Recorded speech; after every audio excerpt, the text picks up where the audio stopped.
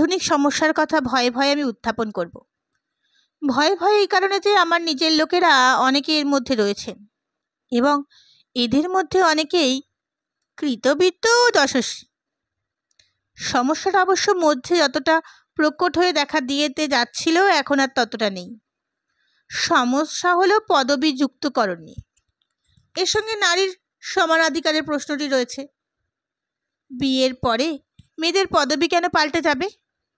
বিবাহপূর্বক খ্যাতনামী মহিলা বিয়ের পরেও তার নিজ পদবী রেখে দিয়েছেন, এমন নজির বাংলা সাহিত্যে আছে। আবার পিত্রালয় বা শ্বশুরালয়ের কোনো পদবী ব্যবহার না করে দেবী ব্যবহার করেছেন। অন্যদিকে দুই দিকের পদবী একসঙ্গে রয়েছে, এই রকম দৃষ্টান্তও চোখের সামনে রয়েছে। সমস্যাটা এই পদবী যুক্তকরণ নিয়ে। ধরা যাক জয়ন্ত ঘোষের সঙ্গে জয়ন্তী রায়ের বিয়ে হলো। তারা দুজনেই ঘোষ রায় হলেন। তাদের ছেলের নাম হইল বৈজয়ন্ত ঘোষ রায়। মনে করুন আরেকটি দম্পতি, তারা নারীর সমমর্যাদায় বিশ্বাসী। তাদের নাম মাধব চক্রবর্তী এবং মাধবী চ্যাটার্জি।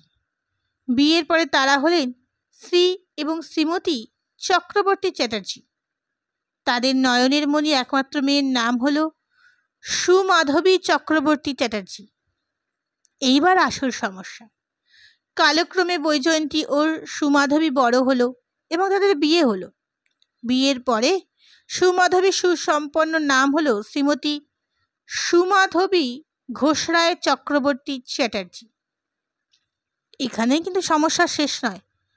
আরও এবং আরও সমস্যা গোকুলে বাড়ছে।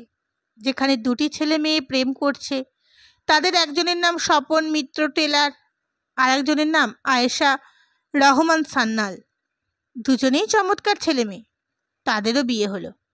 এরপর আবার 25 বছর কলকাতার মেট্রো রেল কামরায় প্রতিদিনের যাতায়াতে দুটি যুবক যুবতীর মধ্যে প্রেম হয়েছে। তাদের একজন হলো শ্রীযুক্ত অনির্বাণ ঘোষরায় চক্রবর্তী চ্যাটার্জি, অপরজন হলো শ্রীমতী ঝিমকি মিত্র টেলার রহমান সান্যাল। এরপর কি হবে? বিয়ের পর এদের কি পদবি হবে? এদের ছেলে মেয়ে কি পদবি হবে? এরপরে আরও বাড়বে। এ হলো জিওমেট্রিক প্রোগ্রেশন। প্রত্যেক পুরুষ ডবল হয়ে যাবে। কারোর নাম হবে 32 পদবিযুক্ত, কারোর 64, কারোর 128।